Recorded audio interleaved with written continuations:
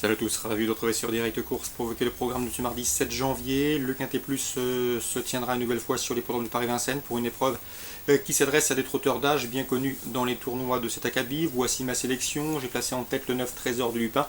Un trotteur préservé, ménagé, qui reste sur une série de bons résultats, 3 podiums consécutifs. Sachez qu'il fait face à un bel engagement au premier échelon, qu'il apprécie les parcours de tenue.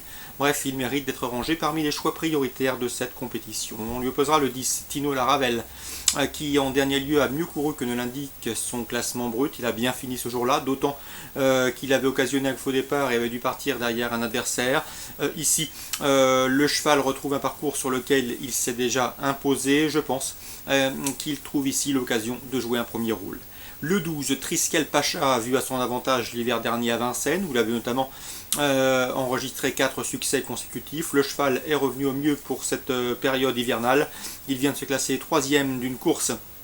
De même à Kaby, en dépit de son rendement de distance, il est parfaitement capable de monter sur les podiums. Dans cette épreuve, on fera attention également au numéro 6, Super Berry chez nous. Ces deux dernières sorties publiques se sont soldées par autant de succès sur l'hippodrome de Nantes.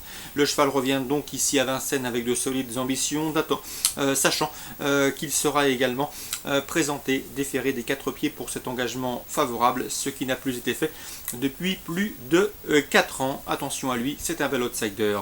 Le numéro 5, Smile, vient lui de manifester un net regain de condition sur les pommes de Nantes pour se placer 2e derrière justement Super Berry chez nous qui figure juste un peu plus haut dans cette sélection. Le cheval est un cheval somme toute assez courageux, même s'il aura contre lui de découvrir l'hippodrome de Paris-Vincennes, il a de quoi séduire les amateurs, l'outsider valable. Ensuite, pour les places, je retiendrai le numéro 8, La Brise du Taillet. Cela fait bien longtemps qu'il n'a plus passé le poteau en tête, près de 2 ans. Cela dit, il fait preuve d'une belle régularité.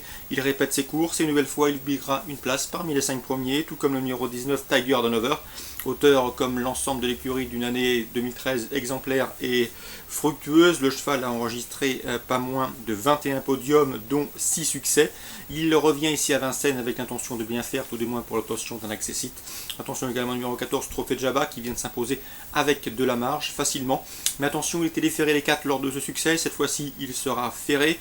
Il va rendre 25 mètres. On dit également qu'il a toussé au cours des derniers jours, raison pour laquelle je le retiendrai plutôt pour un accessite. Résumé chiffré pour cette épreuve: 9, 10, 12, 6, 5, 8, 19 et 14. Suite du programme à Vincennes, dans la première, attention au 109 Valentino Neige, un cheval qui ne cesse de progresser et d'aligner les bons résultats. Le cheval est toujours au mieux, il s'est imposé sur ce tracé, c'était au cours de l'été. Il sera de nouveau déféré les 4 pieds, c'est une toute première chance, le 109 Valentino Neige. Dans la suivante, attention au 216 Humana Julery, elle a maintenant 2 courses de rentrée dans les jambes, les pensionnaires de Jean-Paul Gauvin, sauf pour la plupart en être tard de gain, puisque comme vous le savez, le professionnel avait été écopé d'une mise à pied assez conséquente. Ces chevaux reviennent donc tous au mieux et avec un compte en banque qui ne reflète pas leur valeur. Donc le 116 du Managerie semble en mesure de refaire parler d'elle, tout comme son mentor en région parisienne. Elle constitue une rivale sérieuse pour le 217, une des fans qui vient de s'imposer plaisamment récemment sur ce tracé. Attention également au 215, Ulvina Derac, elle a déjà bien fait sur le parcours qui nous intéresse, et elle semble en mesure de venir pimenter les rapports du trio 217, 216 et 215. On passe à la 9e pour vous conseiller le 901, Poléro des Vignes. Le cheval n'a pas fait sa valeur en dernier lieu, c'est d'autant qu'il est parti sur une faute ce jour-là. Auparavant, il avait enregistré 2 victoires sur les programmes de Strasbourg. C'est un cheval qui a du potentiel. S'il part sur la bonne jambe et qu'il ne commet pas l'irréparable cette fois-ci, il me semble en mesure de briller dans ce lot et pourquoi pas épingler sa première victoire en région parisienne.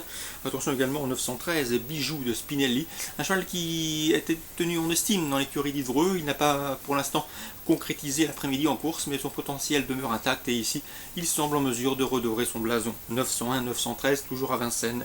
Réunion 2 à Cagnes, 2 courses ciblées, la 4e est 404.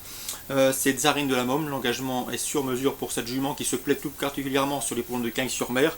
Elle revient ici sur le steeplechase avec de solides ambitions. En tout cas, le lot dans ses cordes, il serait vraiment surprenant de ne pas l'avoir lutté pour les premières places.